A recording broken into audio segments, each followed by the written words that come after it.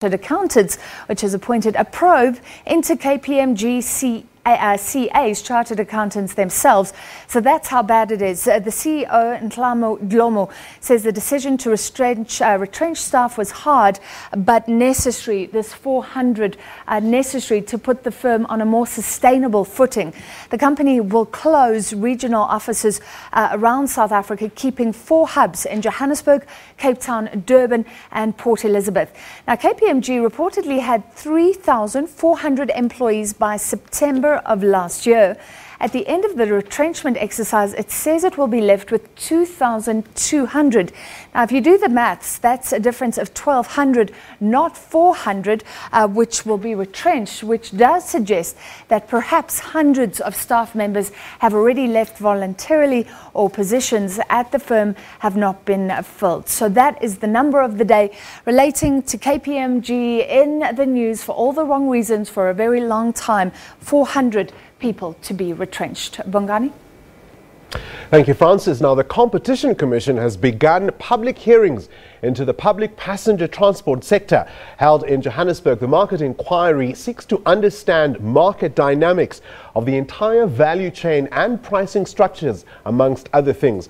The Commission says it has reason to believe that there are features in the sector that may prevent, distort or restrict competition.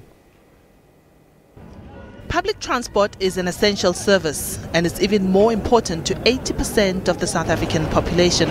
15 million people use minibus taxis across the country daily, while many others use buses and trains.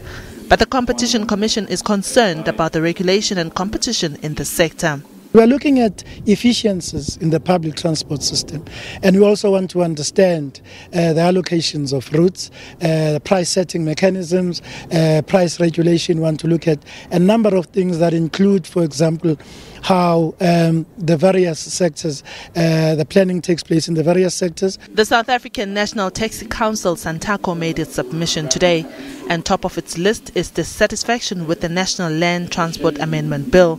This bill will ultimately translate into law that will govern the taxi industry. Our biggest gripe, however, is that one, the current act of government of the National Land Transport Act does not recognize taxi associations, which were in its predecessor, which was called the National Land Transport Transition Act. And secondly is that we view the current taxi operations as important, to the point that we need to have SANTACO recognized by the current act, which is not currently there.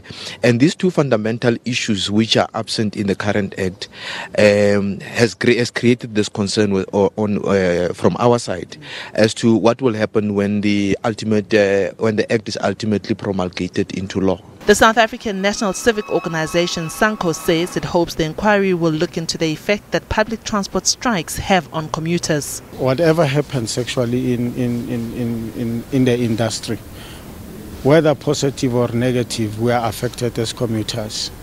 The worst is when commuters expect to go to work and they were not given enough notice, or they were not communicated to, and then you find that there are no taxis because it's a strike. Or they buy a bus ticket. When they get to the bus station, the bus doesn't have diesel or whatsoever, they're not operating. So we get affected because ultimately the families, the breadwinners get affected. Others, they lose job along the way. The hearings continue in Johannesburg until Wednesday. They will then move to Pretoria on Thursday. Diabo Seto, SABC News, Johannesburg.